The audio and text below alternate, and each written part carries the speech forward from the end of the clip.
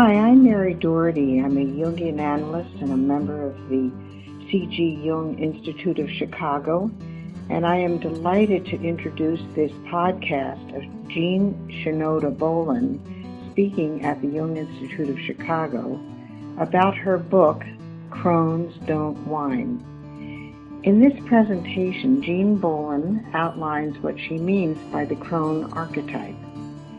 The term crone refers to the third and final phase within the three phases of a woman's life, maiden, mother, and crone, aligning with the three phases of the moon. In earlier times, the term crone was a term of honor reserved for women in this third phase of life. In native Indian culture, women in this phase were called grandmother, as a place of honor in the tribe and as holders of wisdom. Bolen wants to reclaim the title of crone to describe the person, woman or man, who comes to accept the unfulfilled expectations from their earlier life without whining. Crones don't whine about their unfulfilled expectations from the past, but rather suffer and mourn paths not taken or opportunities not pursued with compassion for oneself and others. At the same time, crones savor the present moment. That includes living with a sense of purpose and authenticity while remaining open to the unexpected and the unanticipated pleasures and challenges that life continues to present as it unfolds. I hope you enjoy this tape as much as I did. Good listening.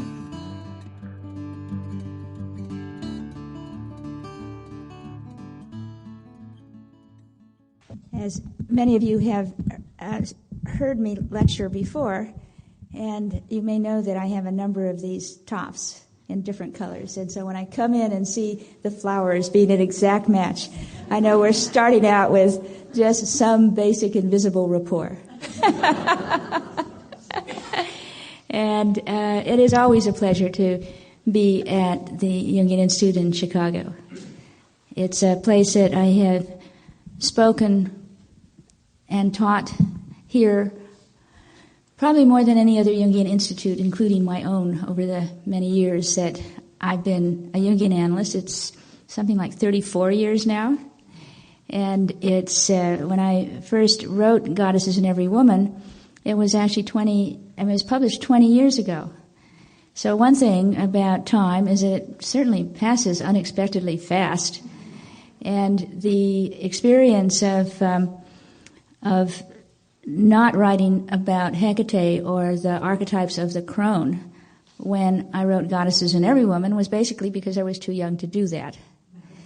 And now that I've written Crones Don't Whine, I realize that, one, it is written for women especially who are entering the third phase or are in the third phase of their lives, but it's also for pre-crones and crones in training. And included in it is a chapter that exceptional men can be crones. So at some point, if it's possible to redeem the word crone and give it back the original honored meaning it had as the third phase of the great goddess of maiden, mother, crone, and the image reflected by the moon. So there was the waxing moon of the maiden, and that was the young versions of Persephone and the young versions of Artemis and Athena as maiden goddesses.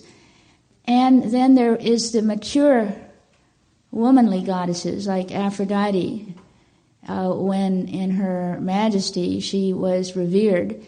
And with almost every relationship, she had a child of that relationship. And then there was Demeter or Demeter, who was a mother archetype, and Hera, who was the archetype of the wife. And those are the major archetypes that women's roles resonates with in the middle full moon phase of life. Well, when I got to be old enough to think about the crone archetypes in terms of being postmenopausal myself, for one thing, I was given the question often by some wise women when I told the story of Demeter and Persephone, which I often have, and emphasize different things. I would hear, what about Hecate?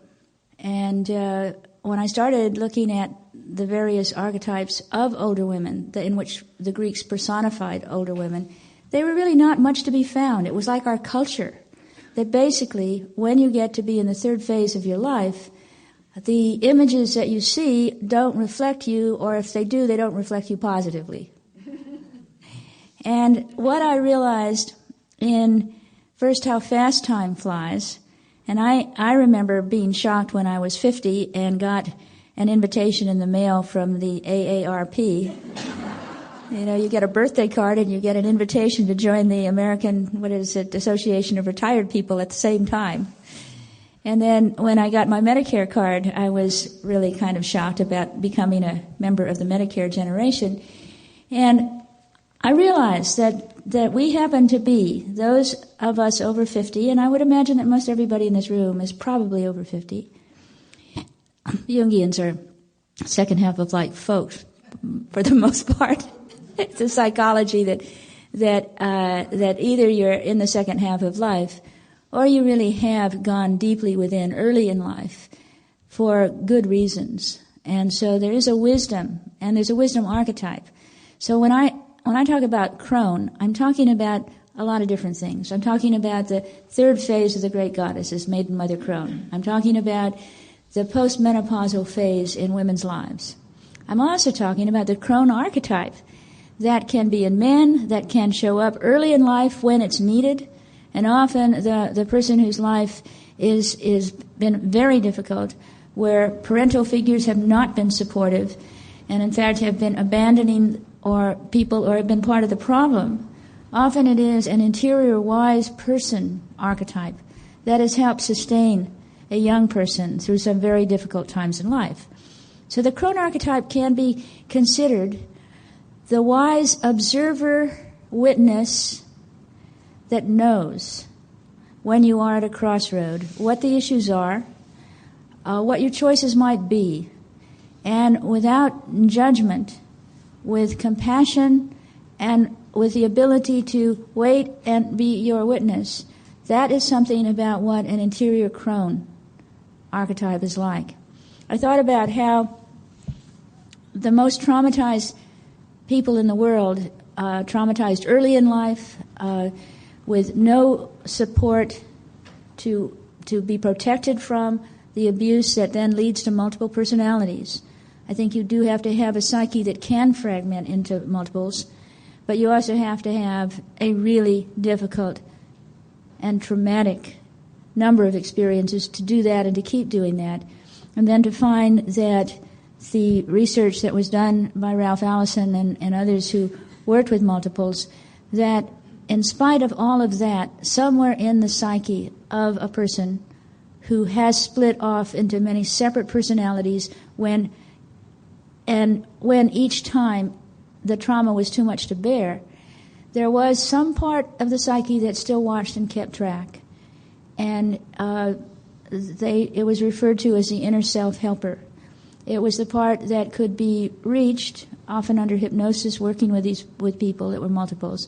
But it occurs to me that any archetype or any fragment of the personality that is part of somebody else is an inherent possibility in us all. Because every archetype, male and female, young and old, are potential patterns in the psyche. That's what the collective unconscious is all about. The potential that we all tap into, the potential of knowing. Those of you who read fiction and have read fiction all your life, you know that you have a deep empathy and sympathy as you imagine yourself into, without much difficulty, somebody very different than yourself. That you could be 12 years old reading about a prisoner in another country or an old person. And there's something about that capacity of the psyche to move into the words, into the images, into the feelings, and understand this other person without ever meeting in real life someone like that or having the kind of experience that you are now reading about? Well, when you postulate that there is in all of us a collective unconscious that has all of the potential that any human has ever felt and could be, that's part of us all. The poet Terence once said that nothing human is foreign to me. And that is what we all share. I think of it as an aquifer. You know, when you dig a well and the water table is underneath, that what comes up is water that a well that's tapped much further away can also tap into. This is something of the collective unconscious, and why there are such things as patterns that when they are then come up in us and we live out our particular variation of it, we can recognize the general pattern. And that's why God is in every woman, God's in every man. We're the kind of aha-recognized images because, one, they've been images that have been around in Western civilization forever, and are images that resemble the patterns that we automatically recognize in other people, in our readings, and in ourselves. But the particular variation is one that we give our own coloration, detailing. The detail work is our own life. So think about how all of us have a crone archetype in us, and one that, like an inner self helper, has been with us, witnessing our lives, growing over time as we have grown especially through our descents, especially through our suffering, especially through our compassion for other people who have had a difficult life to lead. And we can reach out with our heart and with our imagination to know something of what that other person's experience is like. Well, every time we do that, we are developing a quality of the crone archetype that has to do with compassion and understanding and wisdom. It also, because it is an archetype, it may be an archetype that is associated with being an older person, but an archetype is an archetype, and it itself, when you grow into any archetype, there's a new vitality. As you connect with it, as you realize that that's where your psychic energy wants to go, that the patterns that we live out in the first phase of our adult life and then our middle phase of our adult life, well, for women especially, the blood mysteries separate those periods. That you become a woman biologically when you have your first menstrual period. You become a mother biologically, which transforms your body and your psyche when you get pregnant. And if you carry that baby to term, your life has been changed from that point on because you have a commitment to this new life as long as that new person lives. And you have a connection with subordinating your own immediate needs to that child, that baby, as that baby grows from being totally dependent on you to an independent person. So I often think of motherhood as a spiritual practice, that it teaches you a lot, and it certainly confronts you with your shadow. You're not eternally patient. You may have an archetype that is, but in the midst of things, a child can get you when you're really tired, and the range of who we are when we love our children and find that we also are engaged in a process over which we have a great deal of influence but really no control, is one of the experiences that helps us to grow. The women, by being in the body we're in, learn very early, with the first menstrual period, in fact, that we are not in control of our bodies.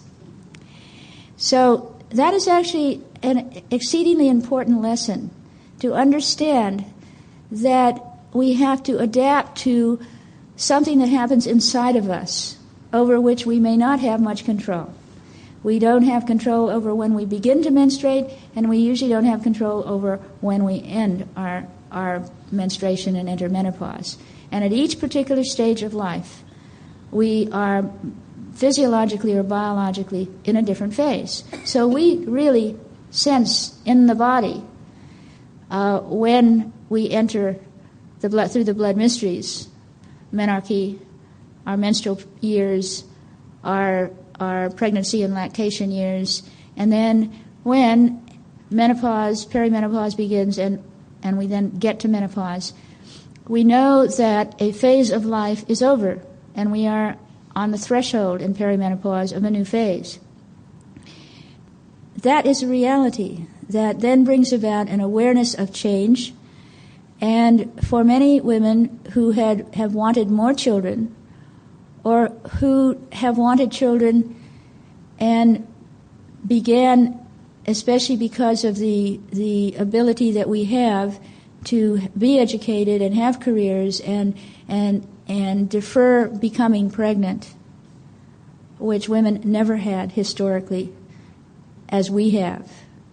We came in, we who are now over 50, came in with the pill. Before the birth control pill, women in general had no control over how many children they would have or when they would have them.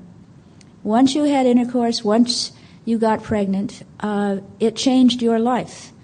Not since the women's movement have women such as us had the possibility and the reality, and sometimes even the necessity, of having an outer life in the world and also had children and a family. This is a whole, what I really have realized myself and want to pass on to women in the third phase of life is how unique we are. That if you go back to the Greeks and think that was the beginning of democracy or the cradle of democracy, well, it wasn't for women. It just wasn't. It was for men. But women were owned by men. Women could not manage anything worth more than a bushel of barley. A non-virgin daughter could be sold by her father into slavery. This was not the cradle of democracy for women. We in the United States did not have the vote until 1920. In the 19th century, if a woman worked, she was obliged to turn all the money she earned over to her husband. Things have gotten enormously better for women in a very short period of time, and we happen to be living in this particular time when all that happened. The pill, Roe v. Wade, which allowed women who got pregnant and didn't want to carry that baby to term for any number of reasons. One could not get an abortion even if you had a heart condition that would kill you in most places in the United States before Roe v. Wade.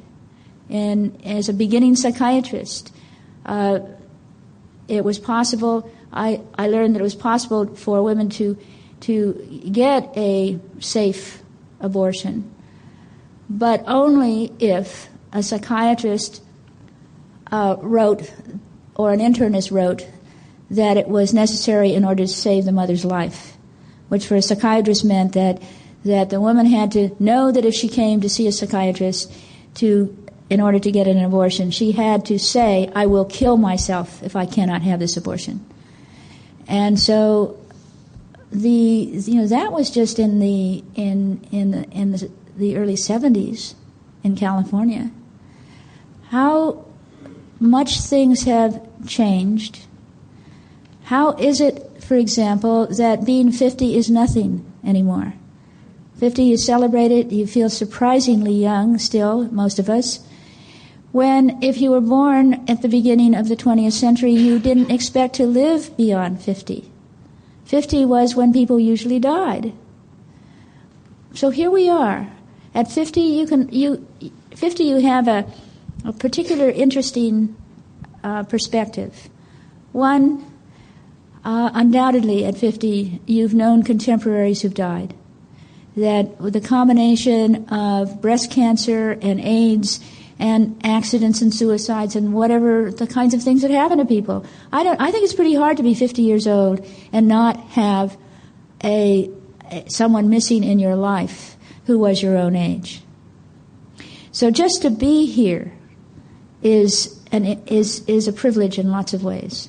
And to be here and to be healthy and to have a mind, we also are in this position as a sandwich generation of also appreciating that we see our parents in their ailing years, and many of whom suffer as they grow older a dementia. So we have this experience of having a contrast between what we may have ourselves and what we are aware of that happen to other people. And this is why a basic perspective is, in thinking about savoring the good things in life, which is one of the 13 qualities that I listed for concentrated wisdom for juicy women, was that women savor the good in life. And in part of it has to do with you have to live long enough to be a connoisseur of anything. You know, you've got to, when you think about a connoisseurs of fine wines or fine food, you really have to have eaten a lot of bad meals, have drunk a lot of bad wine, to really relish something and savor a wonderful meal, a wonderful glass of wine.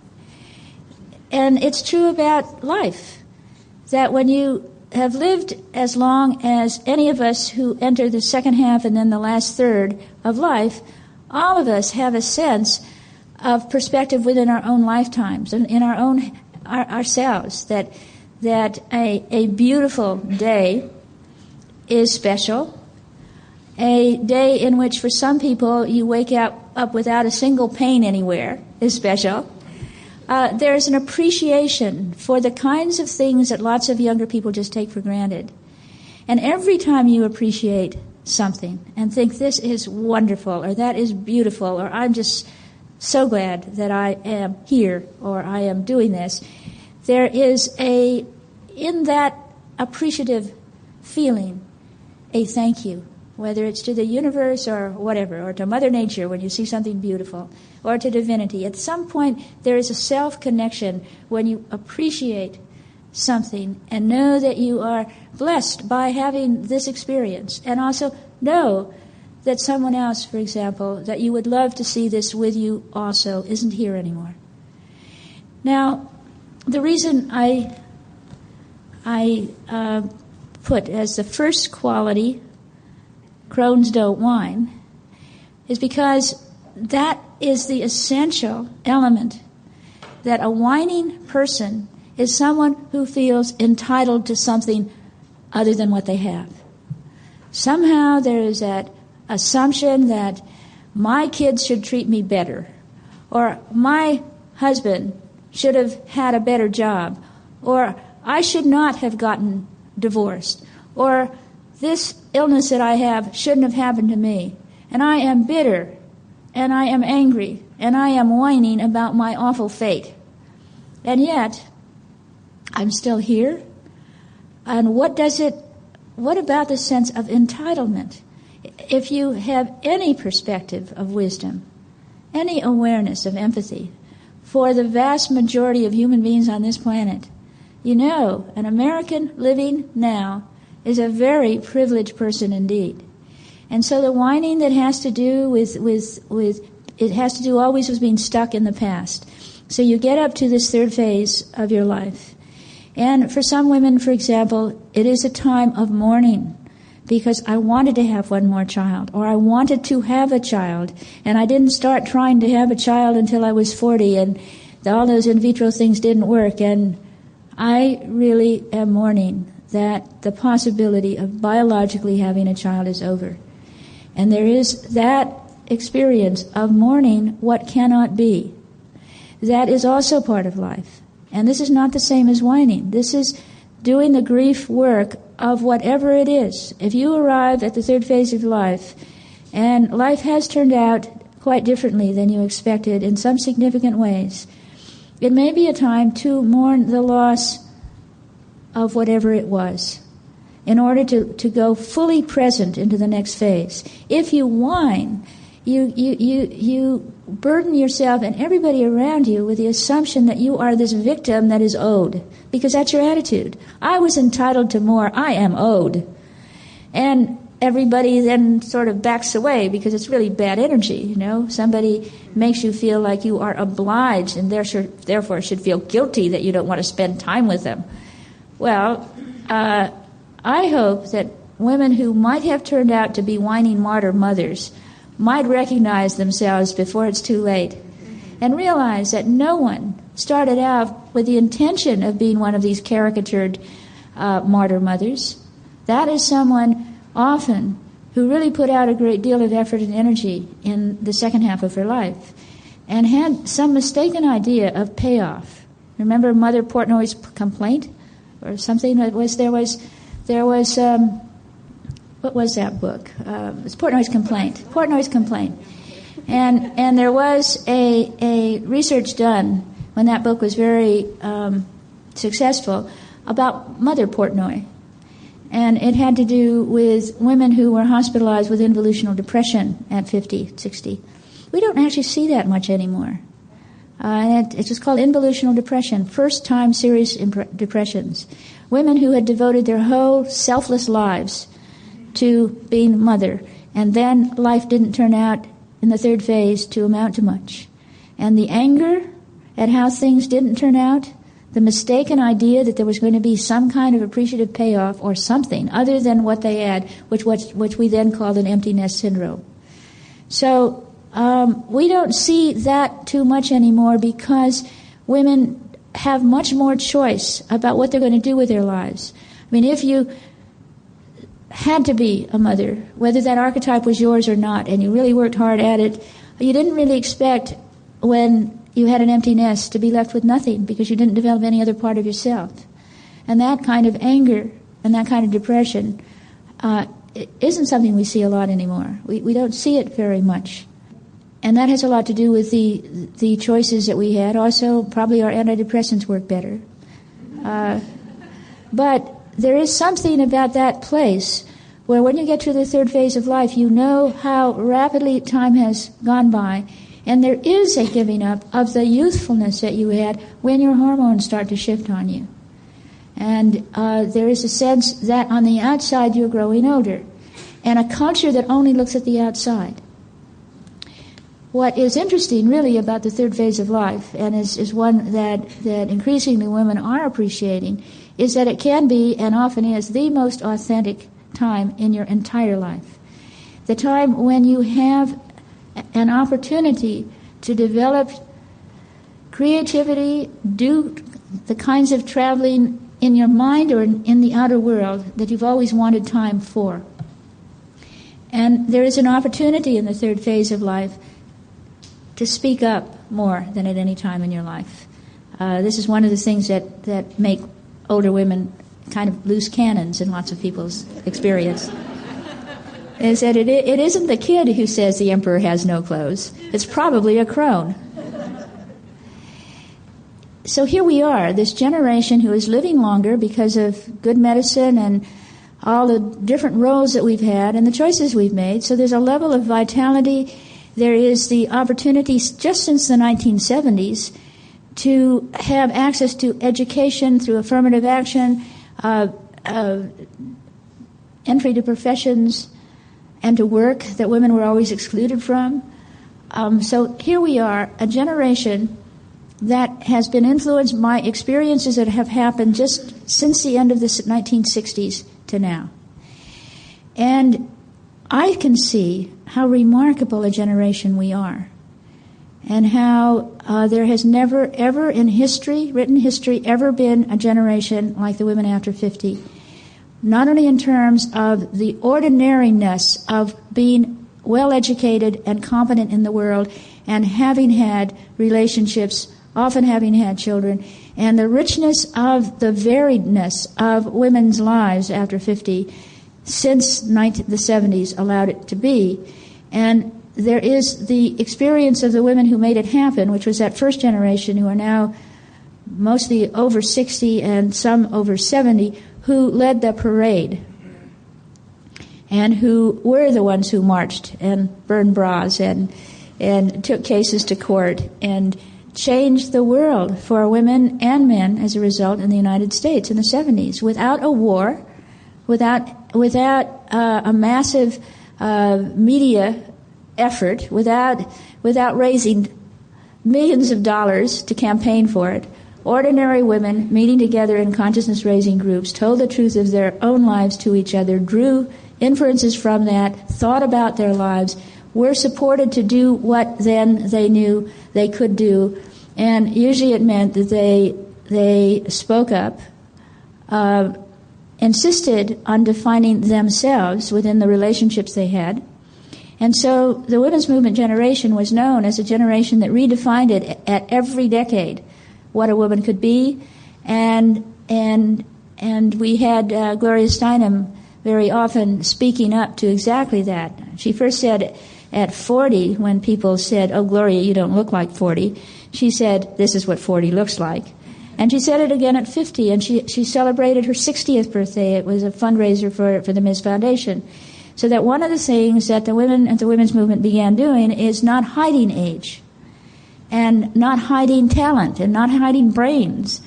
And we then had all this experience of living often multiple lives. Women that you know, if not yourself, may have had more than one, it's quite likely you've had more than one significant relationship. You've probably had more than one significant occupation. You have lived probably in more than one place. And so one could say that each of us who have done these things have had multiple incarnations. We were this kind of person doing this kind of thing during one phase. Were you marching in Chicago when, for example? Did you have an activist life at some point? Did you settle down at another point? The variedness of one individual woman's life is very marked as a possibility. And then if you put women in a circle and you start sharing stories about what you have been through and where you have been before you now come together, it's a remarkable, you take any 5, 6 women and you put them in a circle together and they share the story of their lives, and you have an amazing, usually, tapestry of variations on themes and variations on experience that come then together. So back in the late 60s and the 70s, women did a lot of that. And then they went out of their circles or consciousness-raising groups, and they stirred things up. They insisted on defining things for themselves. They wrote a lot. They put a lot of what they wrote into anthologies. Ms. Magazine came out. The Hinterlands got the benefit of the consciousness-raising groups, and it struck a note. And the United States of America changed rather radically over a decade of time. And I think of this now as something that you could understand through what Malcolm Gladwell has spoken about as a tipping point. In the main circle, I talked about how women's circles with a spiritual center could bring about an end to patriarchy in its spiritual and psychological way when a critical mass, a critical number of circles, which, based on the story of the 100th monkey, which was the story that kept anti-nuclear activists keeping on at the beginning, when people said, conventional wisdom says that ordinary citizens could not stop the nuclear arms race between the superpowers, and yet people did work on this anyway because it was the only issue worth working on. We were either going to be blown up or not. And so a lot of people began working, even though other people thought this was a foolish effort. And they worked on it, and they had the story of the 100th monkey, which was questionably science, really an allegory, and really an allegory that was based on Rupert Sheldrake's theory of morphic fields. It says when a critical number of any species changes a way of perceiving or acting or doing, it changes the behavior of the species as a whole. And that basically what was not done before becomes a new habit that is then what the species does. So the idea that kept the anti-nuclear activists going was the 100th monkey, and it was a story of how one female monkey named Emo changed her behavior and how that ripple effect on her friends, on their mothers and their cohorts changed the behavior on this one island. But then because, like the aquifer that is underneath us all, like the collective unconscious, which Rupert Sheldrake says is the human morphic field, the collective unconscious, at a certain time, as the scientists watched monkey colonies on unrelated, unconnected islands, pretty soon this is what monkeys did. So the anti-nuclear activists worked even when it apparently had no effect, thinking that for the 100th monkey metaphor to kick in, for there to be a critical mass that would change the perception that nuclear war was inevitable, there had to be a 10th monkey, a 14th monkey, an 80th monkey, and a 99th monkey before the 100th monkey effect could happen. In the tipping point, the experience is, again, critical mass. But what Malcolm Gladwell talks about is the epidemic of a virus. And like the AIDS virus, it can be kind of endemic in some little pocket somewhere in Africa. And then there can be an increasing number of people who get it and carriers who bring it further and further. And then with geometrical progression, at a certain point, a fairly latent disease becomes an epidemic. And he points out how this happens through geometric progression. And geometric progression is amazing. It basically says if you start out with something and you double it, and then those people double it again, and there's an exponential or a geometric progression. And his example, which is absolutely mind-blowing, is that if it were possible to have a big enough piece of paper to do it, which it's not, but the idea is that if you were given a piece of paper, or you looked at a big piece of paper, and you were asked, how tall a stack do you suppose it would be if we could fold it 50 times? And he said that no one has suggested that it could be any taller than a refrigerator, when in fact, with geometric progression, if you could fold it that many times, on the 50th time you folded it, it would be a stack that would go from here to the sun. And then if you folded it over one more time, it would come back to the earth. That is something about geometric progression, and why it is when a critical number of people change something, it changes culture. I think that there was a critical number of women's consciousness-raising groups that went through the culture and got to the tipping point, and then it doesn't mean that 100% of everybody agreed that women were equal in so many ways and should have equal access to things, but it moved through the culture and moved from being unthinkable to being what the law and public opinion considered the new norm. This is how fast and how change can happen. And what I'm addressing in my own way is to talk about how when you're in the third phase of life, it is a new time. It is a new time in which, for one thing, the expectations that were so strongly on us in the first part, or first half, or first stages of our life, where where are you going to school? What kind of job are you going to get? When are you getting married? When are you going to have kids? I mean, the basic questions just are on the expectations of the first two segments of adult life. And then there is also the assumption of remaining stylish, especially as you're young. There is the dress code. I mean, probably it's worse in junior high school than any other time, and it keeps getting, pretty enforced, dress code. And then, interestingly, as you get older, you get to dress the way you like. As you get older, you also have a lot more autonomy, and this is why it's more possible to be authentic in the last third of life. There isn't a whole lot projected on you anymore about what the social expectation of conformity is. There may be ideas within your own family about what an older person how an older person should behave, but it's easier often to break that assumption. And it isn't that strong compared to what culture has expectations of us. So here you get to the third phase of life. And there isn't even a word for it that sounds good. That's one of the first problems with it. Postmenopausal is not the greatest description. And I must say, and I do say in this little book, that none of us aspired to grow up to be Crones either. But you add juicy to it. And you add a concept of what a crone and a crone phase really is like, and you redeem a word that had great honor way back before, when there was a great goddess, and it was Mother Maiden Crone. To be reflected as an aspect of the great goddess and as an aspect of the moon, of the waning phase of the moon. And for this to be the wisdom years where you became a wise woman, a healer. This was a different time and a different age. There was a time when the word hag was an honored title. That one was beyond redemption as a word. But hag, and the word for hag, is still the basis of the word hagiography, which is a study of saints. So once upon a time, a hag was a saintly or holy woman, and that was a great title of honor. Well, I don't know what to do with that word. That one, maybe I'll write something about hags when I'm 80, but not not yet. Right now, First of all, it's a women's spirituality movement that led the way to the word crone.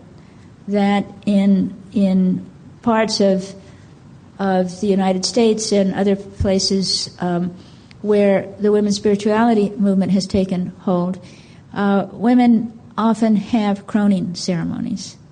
And I remember when I used to do women's wisdom workshops in Montana, doing one year with Brooke Medicine Eagle, and she introduced the notion of the grandmother lodge and the crone ceremony, or grandmother ceremony. And in her culture, grandmother is a title. You don't have to biologically be one. It is a title of respect that honors an older woman. And in the indigenous culture of the Seneca Nations or the Iroquois Confederacy, it's even built in, and it has held throughout the whole history of the United States, because it was there in place before the United States was born. The framers of our Constitution adopted whole pieces of the balance of power in the Iroquois Confederacy. What they left out were two things. One, that men and women were equal. They left that out. And the other thing they left out was that in their governance, there is a council of wise women. The Women's Council is a council of women who are beyond their nuclear families. There are women who are in the grandmother lodge or crone age. And they are chosen to be in the Women's Council, and that council determines what the priorities of the tribe shall be, or the 5 nations were to be, including whether the 5 nations would ever go to war, including with every decision thinking how it would affect the people for 7 generations to come. What a different way of looking at things. And the Women's Council selected the Men's Council. Can you imagine if Crone wisdom women chose the leaders of this country based on how well they would look after the tribe and the children and the land that they were guardians of? Imagine how different that would be. Well, that's what the Seneca Nations policy is, to do just that. So with Brooke's background and appreciation of the wisdom of the indigenous peoples, we did what she suggested, and I think is quite appropriate, that in the first 2 phases of our lives, someone is always telling us we have now reached that point where we have done well enough to be certified or get letters after our name or whatever. To be a crone might be a very different experience, that it's up to the individual woman or man to define herself as now being a crone. And what we did in our, ritual is important, and it doesn't have to be a ritual that has some depth of meaning, in which you actually say something, do something that signifies something important with witnesses, has a power. And the ceremony that we suggested was the idea that any woman here who was postmenopausal, either because she was biologically menopausal or because she had entered menopause early because she had her uterus removed, which a number of women have by the time they are 40 or even 30 sometimes, could think about whether she felt herself to be a crone. And the only requirement was, one, you have to define it yourself, and the second thing you had to do is to stand up and say to those of us who were witnessing what you had learned from your own life, what wisdom you would pass on to others, and how you learned it. And it was really how one would come through something wiser for having gone through it. And if you remember the story of Demeter and Persephone, after Persephone is abducted into the underworld, after her mother mourns for her, tries to sublimate her grief, ends up sitting in her temple on the hill just grieving. After finally Zeus sends Hermes to fetch Persephone, because Demeter is sitting in her temple on the hill, nothing on earth grows, and there's going to be this wasteland is happening. And only then does he pay attention and only then does he send Hermes down to fetch Persephone. And when Persephone comes back, she has been changed by the experience, as indicated by two things. One, she ate the pomegranate seeds when she was in the underground. And that means that she took into herself something of the experience. We know from the myth that had she eaten nothing, she would have been restored to her mother as the young maiden in the first phase of her adult life, as if nothing had happened. But because she ate the pomegranate seeds, she would now return periodically to the underworld, but she now was queen and guide to others when she was in the underworld. And the reason may have been not just about pomegranate seeds, but about the acquisition of wisdom, because there is this line that follows that from the time Persephone emerged from the underworld, Hecate preceded and followed her from that day forward.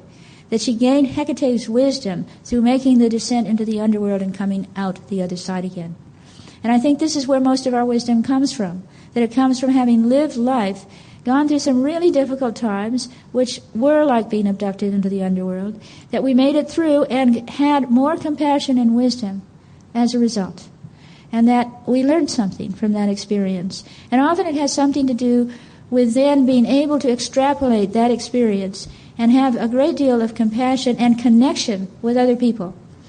In my own story, the part that I described in Crossing to Avalon, my experience of being initiated into the women's movement happened to come through labor and delivery, when I had one of those experiences in which I suddenly had this real sense of being like every other woman who had ever been pregnant through time.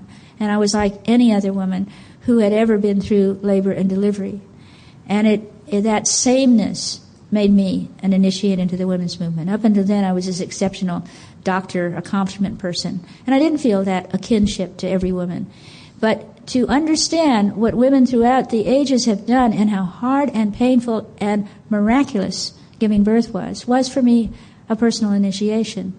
And I think that that is one reason why whenever things like war breaks out, which we initiated in March, and we initiated it in Iraq on around the first day of spring, which felt like a really bad juxtaposition. But when the invasion happened and we watched on television screens the invasions with the maps and the arrows and the commentary from the embedded journalists, and we were introduced to the might of our army and the speed of some of the machines that could move over that desert terrain. A lot of men, maybe not all of them, but it certainly seemed that a great majority of men looked at that and were impressed by the diagrams and the arrows and the machines. And there was a certain feeling in the country that this was Team America and we were just cheering on our team and we're number one. And this was sort of like the big Super Bowl or something. And like women also as a gender tend to look at the Super Bowl, there is a kind of, different reaction. Most women I knew were not impressed by all of that. And many of them were concerned for the people, the collateral damage on the other side, and the soldiers on our side, men and women now, who are our kids. I mean, if you're of Crone age, a 18 to 24-year-old is a kid, younger maybe than your own kid.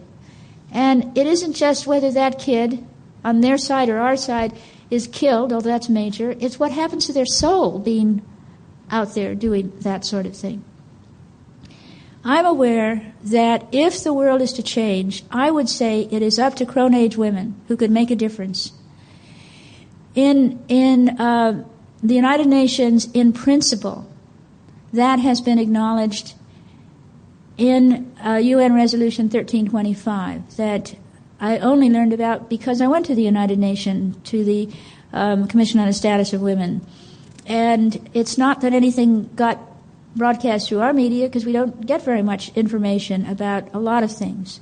Certainly not that the United Nations, including our country, got behind a resolution that on paper is referred to as a Women, Peace and Security Resolution. And on paper what it says is that women, recognizing that women have something to contribute to the peace and security process that women should be present whenever peace and security is an issue. It means that women should be present at all the negotiating tables. Well, we're not.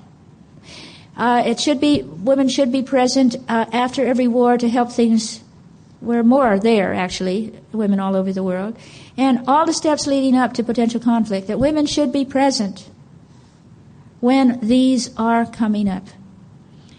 I heard the last time I was at the United Nations, which was just last month, about how, and through a film that has been filmed just over the last year and a half or less, and a new organization that has been formed, and a sister organization to the Millionth Circle. So there's themillionthcircle.org.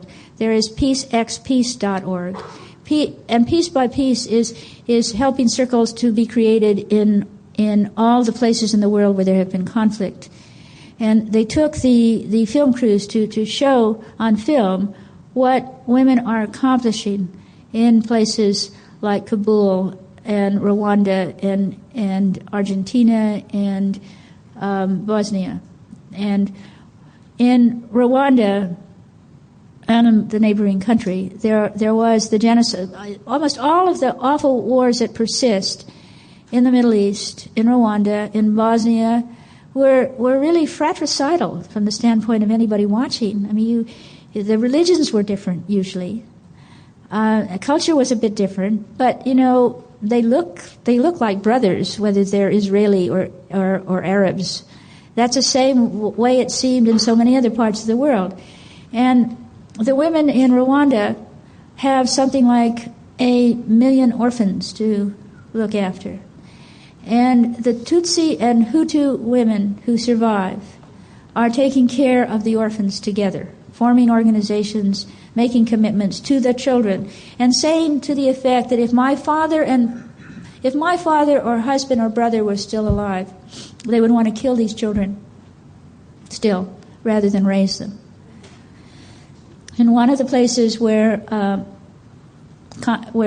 peace did come about in a negotiating way, initially women were excluded, and yet they had been meeting together for some time and communicating with each other, as they actually are doing. Arab women and Israeli women meet in circles, for example. There is an interfaith movement there. But the story was about how, when the idea of introducing women into the negotiations came up, one of the leaders of one half of the combatants said, "We don't want any women. They would just compromise." And one of the reasons to look at Crones and Crone wisdom is that women do react differently on a number of different levels. And one of it that just came from research done about 3 or 4 years ago at UCLA was how differently women react under stress physiologically than men in general. That this was a group of women who were researchers because of the women's movement. They could be in those kinds of positions.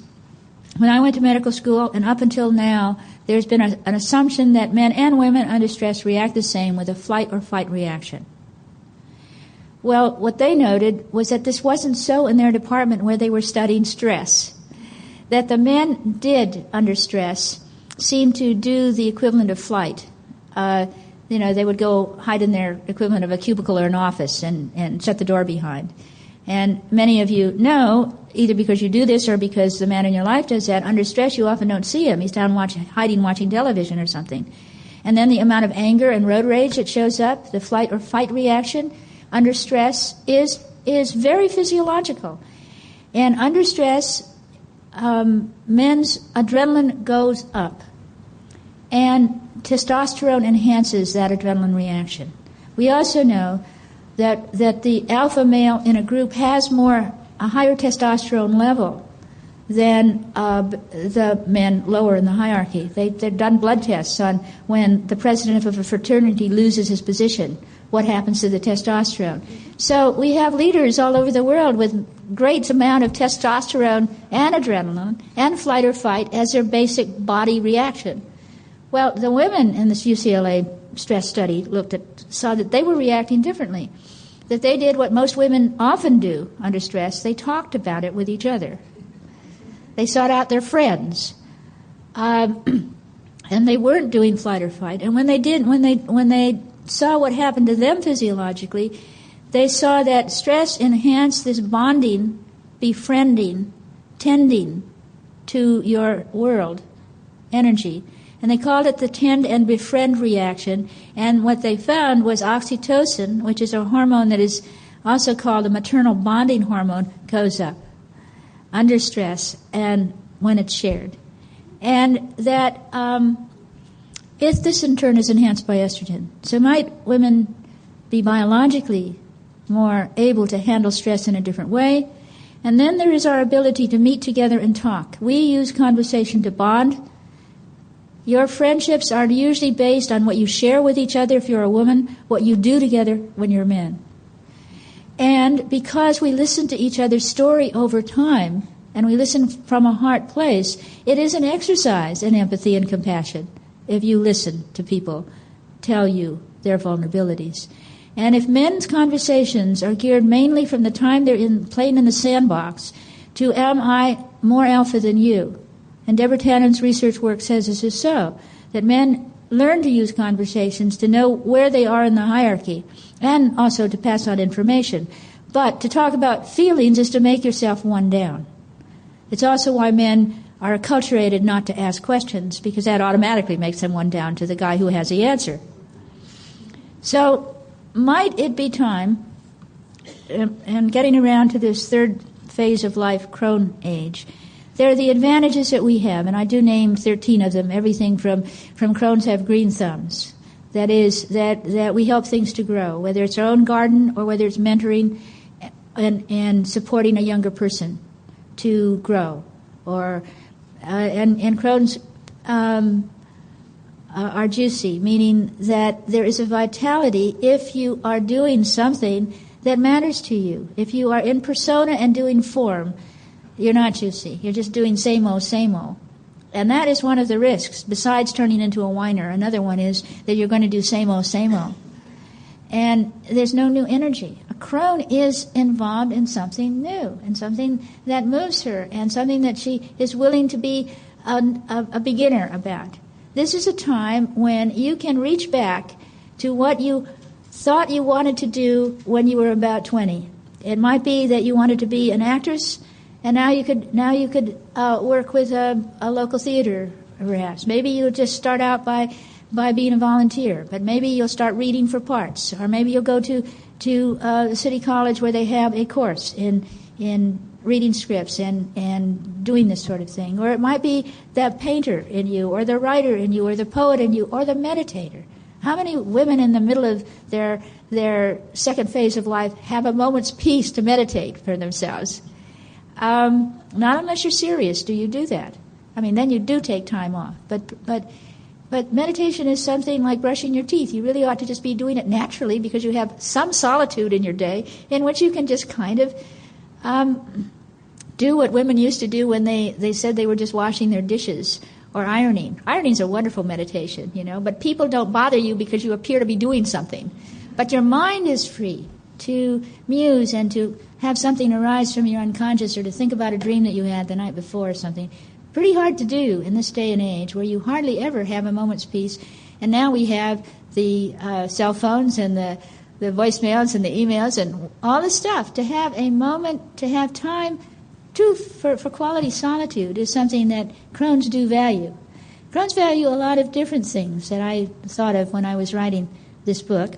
And the reason there are 13 of them is because my editor thought I should stop there, and because 13 was a nice number.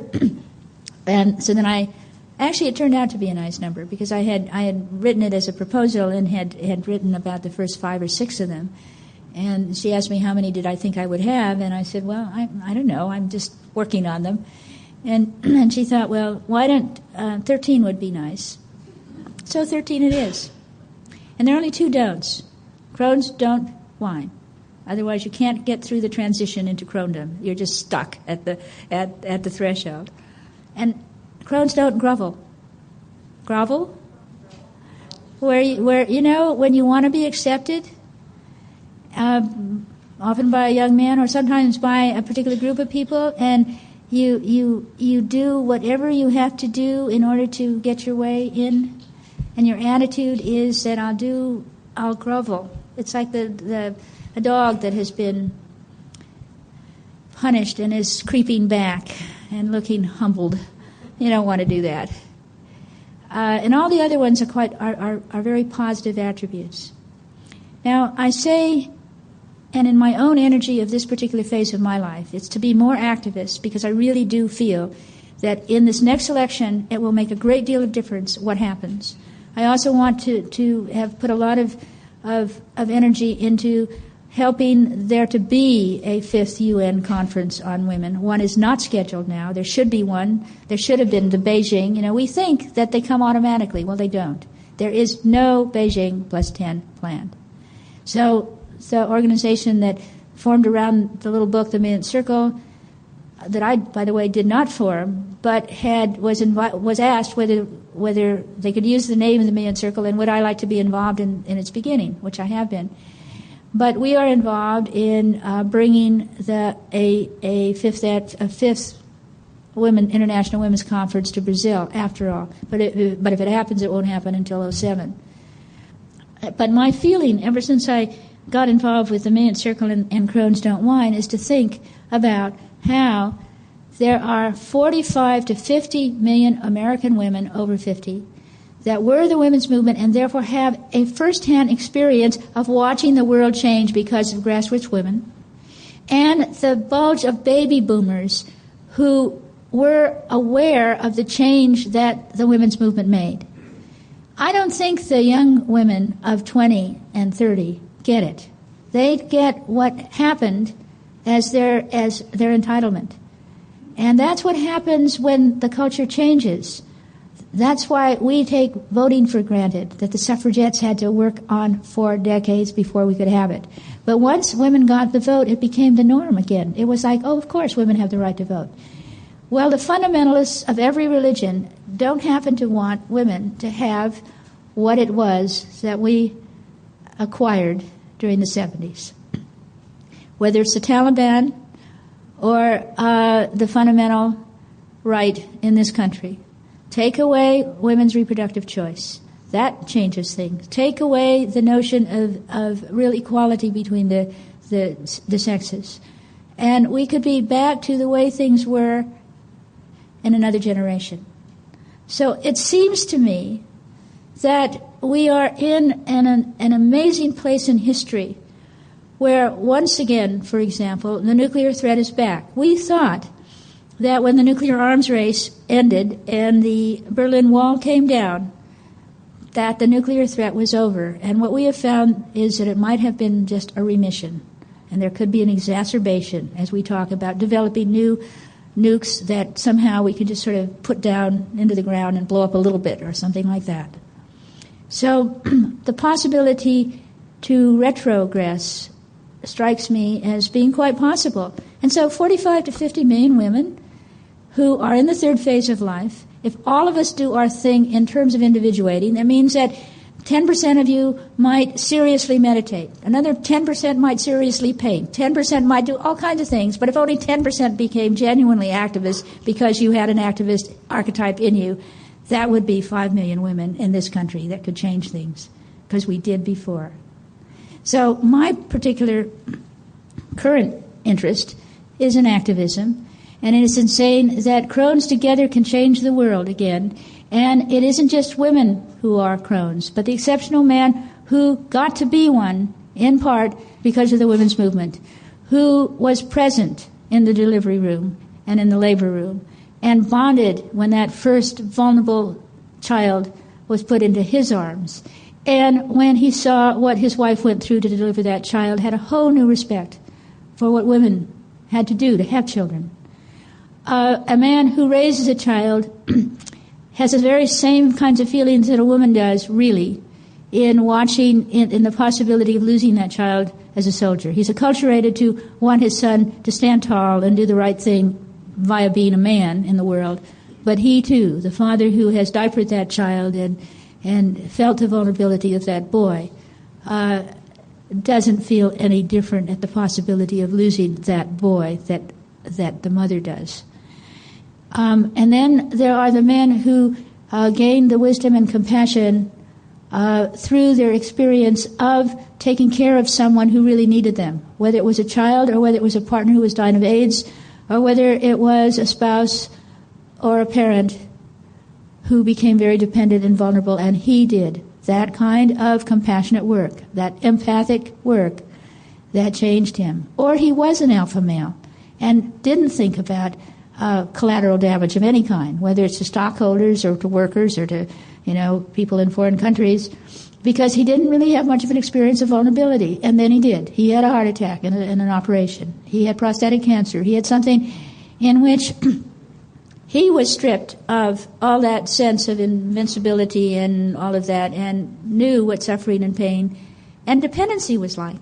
And when he came through the other side, if he took of that experience like Persephone, if he did the equivalent of eating the pomegranate seeds and integrated that experience into him, then he could be a world leader, an alpha male on the world stage, and still be a crone, as Nelson Mandela was after going through his imprisonment.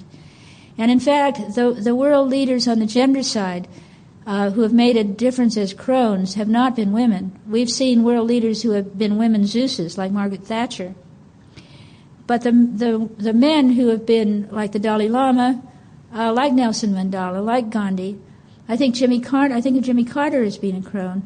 There's a man who has developed his feminine or nurturing side, knows about the feminine principle, is a whole person. And I'm thinking this is fairly exceptional. In Jungian groups, it is what the men who are in Jungian groups have generally aspired to do.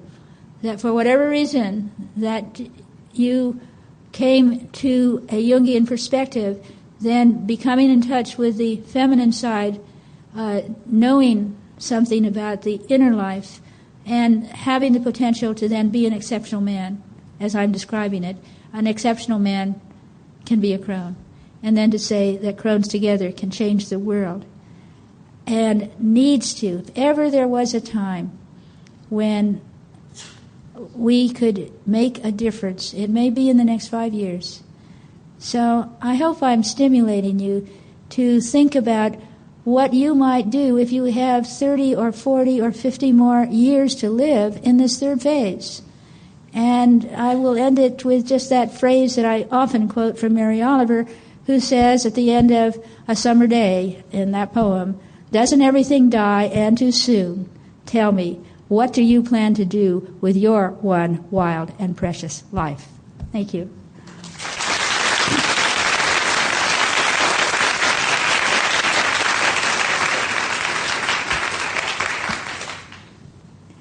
Well, we have time for comments, questions. Yes? When you talk about political leaders, where would you place Condoleezza Rice? When I started working with Gods in Every Man, the title had to sort of be the matching pair with Goddesses in Every Woman, but with both books, I now am saying that clearly you can find the male archetypes in women, and Margaret Thatcher was a Zeus. And Condoleezza Rice is very much like an Apollo woman in her serving the Apollo was the god who I thought of as George Bush the first, the man who got to be president, but who so easily served as vice president, so easily served as a corporation man sort of person, because the Apollo person is a thinking, is a mental archetype, a thinking person, and one who has considerable distance usually from feeling. So I know that she has something of that quality. She's a bit of a cipher in lots of ways. and that she doesn't reveal very much of herself. But she certainly is always putting her talents to serving the men. This is also an Athena quality. So Apollo or Athena. Athena probably staying with the goddesses, as Condoleezza Rice was clearly does Athena really well. Athena was a father's daughter, and always sided with the heroes, and never felt much of a bond with women. And so I would say she was probably an Athena woman, who may run into the kinds of things that could transform her. I wrote in Ring of Power about Brunhilde, who starts out as a Valkyrie and is clearly a father's daughter, whose pleasure it was to serve him. And then when she made a decision on her own, because she was moved by compassion, when she admired and was moved by Sigmund, then she was expelled from her role and stripped of her divinity by a rejecting Wotan. And Condoleezza Rice could run into that. That is one of the transformative experiences of young or Athenas of any age who thought they were one of the heroes and then found that they still were marginalized. Any other comments? Yeah? Is the Da Vinci Code being on the bestseller list? I'd love to hear your perspective on it. There's going to be a whole lecture on the Da Vinci Code. Did you know that here? That Tom Lavin, sometime this winter, Tom Lavin, who spent part of his educational years in seminary, is going to be talking about the Da Vinci Code. I'm delighted with the idea that the Da Vinci Code is a bestseller, that people are fascinated with this whole thing about what is the Grail. The book Crossing to Avalon had as a working title before it had that title, The Grail is a Goddess, or The Grail is a Woman. Yes? I'm very sympathetic with your view about the sensitive male taking such a feminine, having this feeling sense. I'm interested in hearing what you have to say about in a woman's process of individuation coming into her masculine, what does that look like? What kind of attributes? I think you might see it in Crone age women who are able to move into their authority. I'm not a strict fundamentalist thinking Jungian, by the way, which means that by talking about the archetypes in us,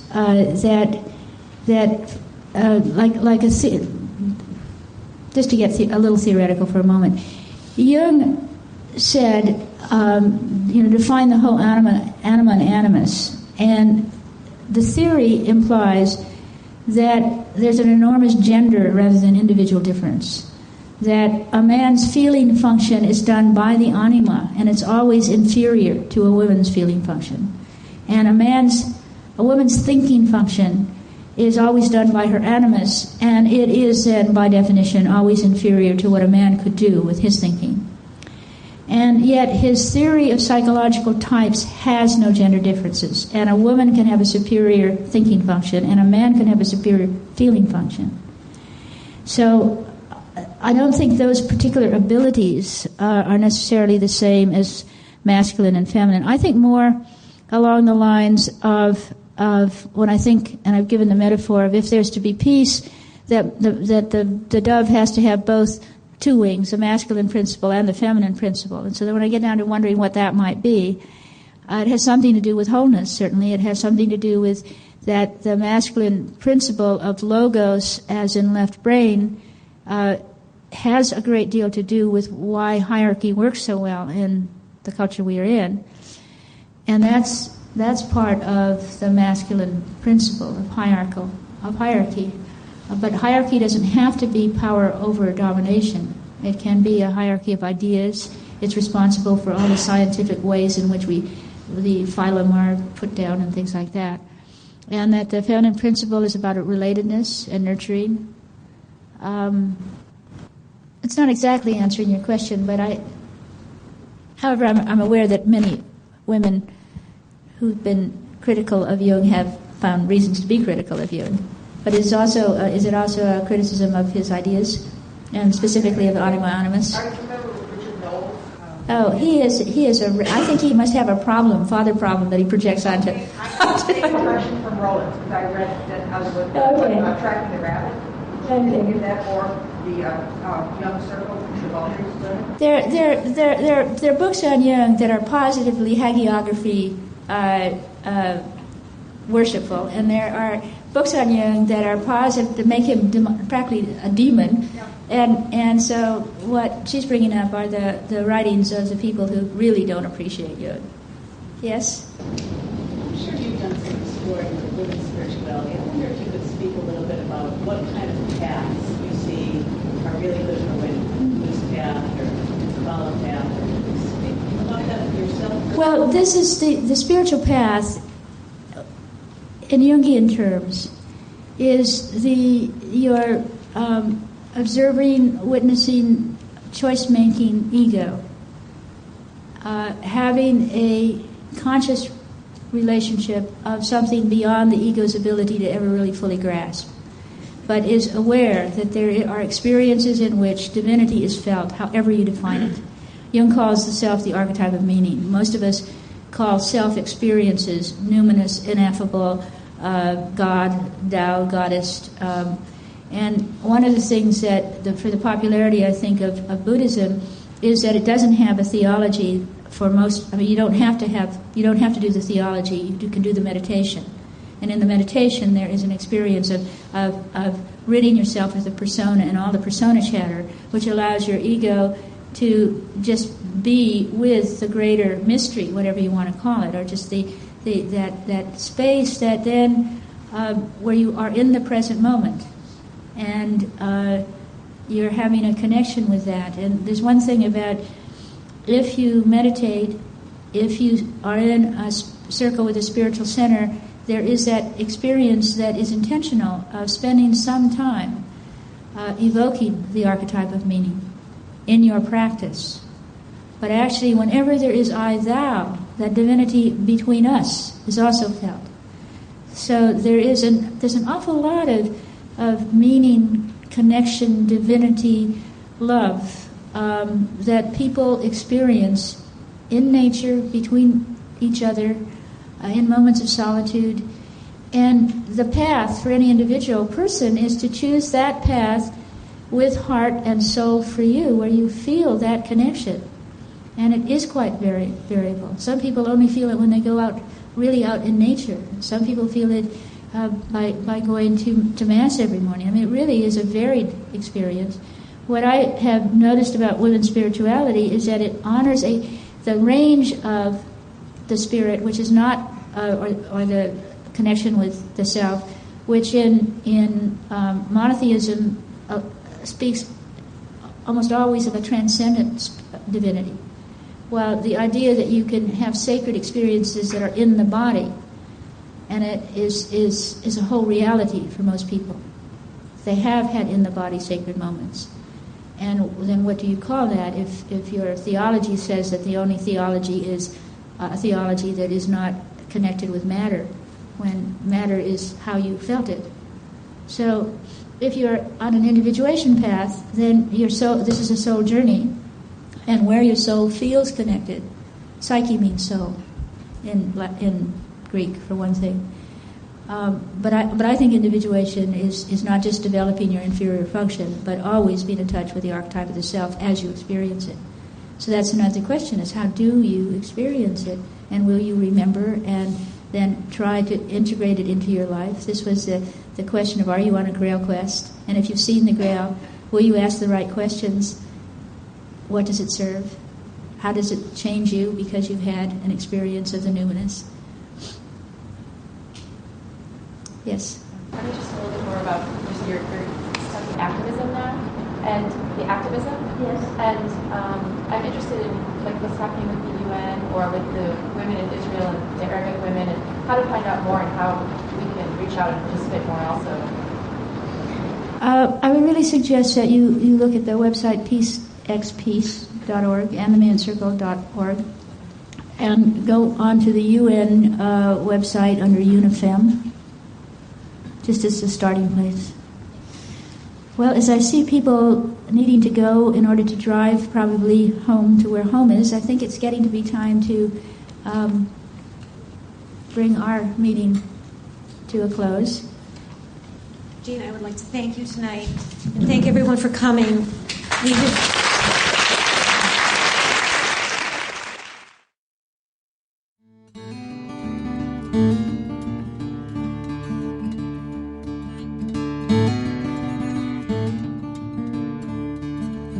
This podcast is distributed under a Creative Commons Attribution, Non-Commercial, No Derivatives license.